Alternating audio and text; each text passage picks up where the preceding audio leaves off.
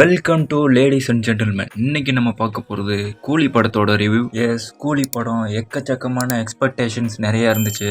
அதுக்கு முக்கியமான காரணம் என்னன்னு பார்த்தீங்கன்னா, ஒரு பக்கம் சூப்பர் ஸ்டாரோட படம் அப்படிங்கிறது, இன்னொரு பக்கம் எக்கச்சக்கமான ஸ்டார் காஸ்டிங் இருக்கிற ஒரு படம். அதாவது ஒவ்வொரு இண்டஸ்ட்ரியிலையும் இருக்கக்கூடிய பெரிய பெரிய ஆட்கள் எல்லாம் பிடிச்சி போட்டிருக்காங்க. ஒரு பக்கம் நாகார்ஜுனா, ஒரு பக்கம் உபேந்திரா, ஒரு பக்கம் அமீர் கான், இன்னொரு பக்கம் சௌபின். இப்படிப்பட்ட ஒரு பயங்கரமான பட்டாளமாக இருக்கிறனாலையும் அப்புறம் என்னன்னா, நம்ம சத்யராஜும் சூப்பர் ஸ்டாரும் ரொம்ப நாள் கழிச்சு ஒன்னா நடிச்சிருக்க ஒரு படம். கமலஹாசன் சாரோட பொண்ணு இருக்காங்க அப்படிங்கிறது இன்னொரு பக்கம். அப்புறம் எல்லாரும் எதிர்பார்க்கிற மாதிரி லோகேஷ் கனகராஜ் அப்படிங்கிறவரோட ஒரு படைப்பு. அதுவும் இல்லாம எல்சியோ அப்படிங்கிற ஒண்ணு. அமீர் கான் இந்த பீடி குடிச்சிருக்காரு, இது எல்சியோ அப்படிங்கிறது. எங்கிட்டு பார்த்தாலும் எல்சியோன்னாங்க. ஆனா ஒரு விஷயத்த நல்லா புரிஞ்சுங்க, இது எல்சியோ இல்ல. லோகேஷ் கனகராஜ் கன்ஃபார்ம் பண்ண மாதிரியே இது ஒரு ஸ்டாண்ட் அலோன் மூவி தான். ஹாலிவுட் படத்துக்கே சவால் விடுற மாதிரி இன்டர்வியூ இதெல்லாம் பார்த்து மக்கள் ரொம்பவே ஹைப் ஆயிட்டு, அதுல நிறைய விஷயங்களை அவர் சொல்லி அதை பார்த்து ஃபேன்ஸ் ரொம்ப ஹைப் ஆகிட்டு அப்படி இப்படின்னு சொல்லி தூண்டி விடப்பட்டு பல வாரத்துக்கு முன்னாடியே ஃபேன்ஸ்லாம் இதை வச்சே ஆர்காசம் ஆயிட்டாங்க. ஸோ படத்தோட ஸ்டோரி பற்றி கேட்டிங்கன்னா, ரொம்ப பிரம்மாண்டமான ஸ்டோரியா அப்படின்னு கேட்டிங்கன்னா அப்படிலாம் கிடையாது. ரொம்பவே சிம்பிளான ஒரு ஒன்லைன் தான். அதாவது நம்ம சூப்பர் ஸ்டாரோட ஃப்ரெண்டு சத்யராஜ் ஹார்ட் அட்டாக் இறந்துடுற மாதிரி. அதுக்கப்புறம் நாளை பின்ன இவர் ஹார்ட் அட்டாக்ல சாவல, வேற ஏதோ யாரோ ஒருத்தர் கொலை பண்ணிட்டாங்க அப்படிங்கிறது தெரிய வருது. அது அவர் ஃப்ரெண்டை யாரு கொன்னா அப்படிங்கிறதையும் கண்டுபிடிக்கணும். சத்யராஜோட பொண்ணுங்க இருக்காங்க இல்லையா, அவங்க 3 பேரையும் இவர் ப்ரொடெக்ட் பண்ணணும். இவங்க 3 பேரையும் கடைசி வரைக்கும் ப்ரொடெக்ட் பண்ணி காப்பாத்தினாரா, நம்ம சத்யராஜை யாரு கொலை பண்ணாங்க அப்படிங்கிறத கண்டுபிடிச்சாரா இல்லையா அப்படிங்கிறது தான் இந்த படத்தோட ஸ்டோரி. ஸோ இப்படிப்பட்ட ஒரு சிம்பிள் ஒன்லைனை வச்சுக்கிட்டு 2 மணி நேரம் 50 நிமிஷத்துக்கு இந்த படத்தை எடுத்து வச்சிருக்காப்ல. கிட்டத்தட்ட 3 மணி நேரம்னு வச்சுக்கோங்களேன். இந்த 3 மணி நேரமும் நம்மளால உட்காந்து போர் அடிக்காம பார்க்க முடியுதா இல்லையா அப்படிங்கிறது தான் இந்த வீடியோல நம்ம பார்க்க போறோம். இதுல எப்படி மற்ற நடிகர்கள்லாம் இன்கார்பரேட் ஆயிருக்காங்க அப்படின்னா, ரொம்ப ஈஸிங்க. 1 டீஸ்பூன் கர்நாடகா, 1 டீஸ்பூன் டோலிவுட், இன்னொரு டீஸ்பூன் மாலிவுட், அப்புறம் சின்ன சக்கரை கரண்டி அளவுக்கு பாலிவுட். ஸோ இப்படி எல்லாருமே சேர்த்து ஒரு படமா உருவாக்கியிருக்காங்க. இது எங்கேயோ பார்த்த மாதிரி இல்லை. இந்த மாதிரி எந்த படம் இருந்துச்சு அப்படின்னு உங்களுக்கு தோணுச்சுன்னா அதை கமெண்ட் பண்ணிட்டு போங்க. ஃபர்ஸ்ட் படத்தோட பாசிட்டிவ் பற்றி பேசிடலாம். ஃபர்ஸ்ட் பாசிட்டிவ், அஃப்கோர்ஸ் மிகப்பெரிய பாசிட்டிவ் யாருன்னா நம்ம சூப்பர் ஸ்டார் தான். சூப்பர் ஸ்டார் அப்படியே ஸ்க்ரீனில் பார்க்குறப்போ ஆட்டோமேட்டிக்காக ஒரு கூஸ் பம்ப்ஸ் வரும் பார்த்தீங்களா. இந்த படத்தை பார்க்கும்போதுமே அது வருது. இந்த படத்தில் நம்ம என்னென்ன எலமெண்ட்ஸ்லாம் வேணும்னு நினச்சோமோ அந்த எலமெண்ட்ஸ் ஃபுல்லாகவே இந்த படத்தில் இருக்குது. டான்ஸ் ஒரு பக்கம், ஃபைட் ஒரு பக்கம், பஞ்ச் டைலாக் ஒரு பக்கம் ஸ்டைலு, அந்த ஃப்ளாஷ்பேக் ஒரு பக்கம், அப்படி இப்படின்னு எல்லாத்தையுமே உள்ள வச்சிருக்கா. அப்படி ஒரு ஃபேனாக இதெல்லாம் ரசிக்கும்படி தான் இருக்குது. ஆஸ் யூஸ்வல் நீங்கள் ரஜினி ஃபேனோ இல்லையோ, நீங்கள் படத்தை போய் பார்த்தீங்கன்னா உங்களுக்கு நல்லாவே தெரியும். படத்தோட ஸ்டார்டிங்லேருந்து எண்டு வரைக்கும் ஒரே ஆள் தான் சும்மா சென்டர் பாயிண்டாக நிற்கிறாரு. வேணும்ட்டே திணிச்சிட்டாங்க அப்படின்னா கூட பரவாயில்லைங்க.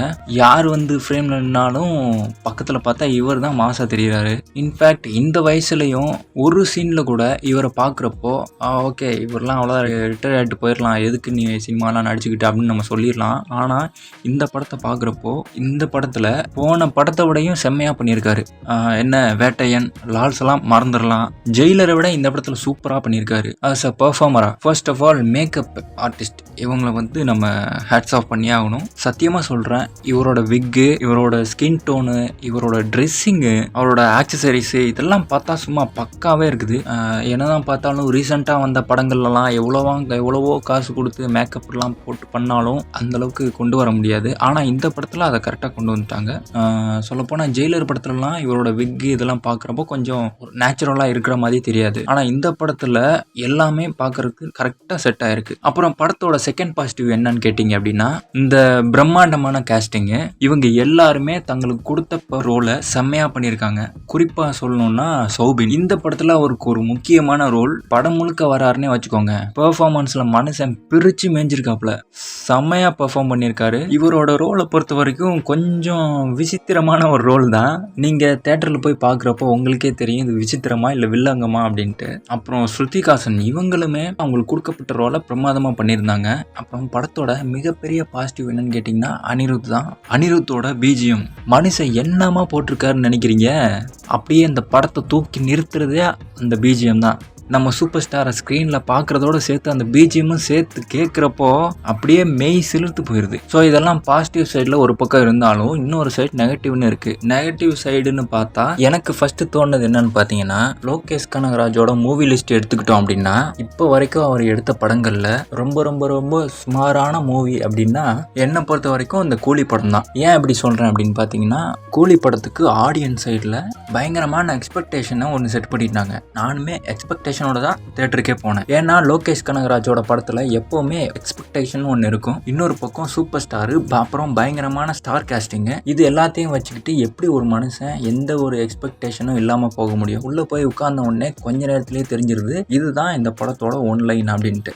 இந்த ஒன்லைனை வச்சுக்கிட்டு எவ்வளோ தூரம் கொண்டு போக போகிறாங்க அப்படின்னு சொல்லி யோசிச்சுக்கிட்டு இருந்தாலும் ஒரு பக்கம் சூப்பர் ஸ்டாரு ஸ்க்ரீனில் வராப்புல, அனிருத்தோட பிஜிஎம் ஓடிட்டுருக்கு, கத்துறோம் எல்லாம் ஓகே. ஆனால் கதையாக ஸ்க்ரீன் பிளேயாக என்ன இருக்குது? இதுக்கு முன்னாடிலாம் லோகேஷ் கனகராஜ் படத்தை எடுத்துக்கிட்டிங்க அப்படின்னா திடீர்னு சில ட்விஸ்ட் அண்ட் டர்ன்ஸ்லாம் வரும். அதெல்லாமே எக்ஸ்பெக்ட் பண்ண முடியாத அளவுக்கு இருக்கும். அதனால சுத்தமாகவே நம்மளால் ப்ரெடிக்ட் பண்ண முடியாது. ஆனால் இங்கே இந்த கேரக்டர் இந்த தான் அடுத்து பண்ண போகுது, அடுத்து இப்படிப்பட்ட ஒரு ட்விஸ்ட் தான் வரப்போகுது அப்படிங்கிற மாதிரி நம்மளாலேயே ப்ரெடிக்ட் பண்ண முடியுது. நம்ம என்ன ப்ரெடிக்ட் பண்ணுறோமோ அதுதான் இந்த ஸ்க்ரீன்லையுமே ஓடிட்டுருக்குது. மெயினாக லோகேஷ் கனகராஜோட டைரக்ஷன், சூப்பர் ஸ்டாரோட ஆக்டிங் அப்படின்னா மாஸ் மசாலாவா ஃபேன்ஸுக்கு என்ன தேவையோ அந்த மாதிரியான ஒரு மூவியாக தான் எடுத்திருப்பாங்க. அதுலலாம் எந்த லாஜிக்கும் போய் தேடி பார்க்காதீங்க. அப்புறம் லாஜிக்குங்கிறது சுத்தமாகவே இல்லை. லாஜிக்கை குழியை தோண்டி புதைச்சிட்டாங்க அப்படிங்கிற மாதிரி தான் இருந்துச்சு. ஒரு சில விஷயங்கள்லாம் அக்செப்டே பண்ணிக்கிற முடியாத அளவுக்கு இருந்துச்சு. இதுவுமே ஒரு நெகட்டிவாக தான் எனக்கு தோணுச்சு. எல்லாத்தையும் விட நான் ரொம்ப எதிர்பார்த்தது தெரியுமா, அமீர் கானோட ஆக்டிங் தான், அமீர் கானோட கேமியோவை. ஏன்னா அமீர் கான் பார்த்தீங்கன்னா எல்லா படத்துலையுமே சூப்பராக பர்ஃபார்ம் பண்ணியிருப்பார். ஸோ அவர் இந்த படத்தில் எப்படிலாம் பட்டையை கிளப்ப போகிறாரு அப்படிங்கிற மாதிரிலாம் யோசிச்சு வச்சுட்டு இருந்தேன். அப்படி அவளாக காத்துட்டு இருந்ததுக்கு அமீர் கானை அவாய்ட் பண்ணியிருக்கலாம் அப்படிங்கிற மாதிரி ஜென்யூனாக தோணுச்சு எனக்கு. நான் என்ன நினச்சேன் அப்படின்னா, அந்த விக்ரம் படத்தில் சூர்யா கொஞ்ச நேரம் கிளைமேக்ஸில் கொஞ்ச நேரம் வந்தாலும் இப்போ வரைக்கும் அதை பற்றி பேசிகிட்டு இருக்காங்க. அந்த மாதிரி அமீர் கானையே கூப்பிட்ருக்காங்க. ஸோ ரோலெக்ஸே தூக்கி சாப்பிட்ற அளவுக்கு ஏதோ ஒரு ரோல் இருக்குது அப்படிங்கிற நான் நினச்சிட்டு இருந்தேன். அப்படிங்கிற மாதிரி எதிர்பார்த்தா கடைசியில் அந்த ஆளை கூப்பிட்டு வச்சு பிடி விளம்பரத்தில் நடிக்க வச்சுருக்காங்க. இதை பாருப்பா, இந்த பாசிட்டிவ் நெகட்டிவ்னு போட்டு குழப்புற வேலைலாம் வேணாம், படம் நல்லா இருந்துச்சா, உனக்கு என்ன தோணுச்சு அதை மட்டும் சொல்லு அப்படிங்கிற மாதிரி கேட்டிங்கன்னா, ஒரு சூப்பர் ஸ்டார் ஃபேனா நீங்கள் என்னெல்லாம் எதிர்பார்த்து போனீங்களோ அதெல்லாம் படத்தில் இருக்கும். பட் ஒரு கதையா, ஒரு ஸ்க்ரீன் பிளேயா, நம்ம லோகேஷ் கனகராஜ் டைரக்ஷன் வேறு, ஸோ அதெல்லாம் வச்சு இந்த 3 மணி நேரம் போர் அடிக்காமல் பார்த்துட்டு வெளில வந்துட முடியுமா அப்படின்னு சொல்லி கேட்டிங்கன்னா அது டவுட்டு தான். இன்னும் கொஞ்சம் ஓப்பனாக சொல்லணும் அப்படின்னா, இது என்னோட ஒப்பீனியன். எனக்கு இந்த படத்தை பார்க்குறப்போ என்ன தோணுச்சோ அது மட்டும் தான் நான் சொல்கிறேன். லோகேஷ் கனகராஜோட டைரக்ஷன்லையும் சரி, நம்ம சூப்பர் ஸ்டாரோட கெரியர்லேயும் சரி, 2 பேருக்குமே இந்த படம் ஒரு சுமாரான படம் தான்.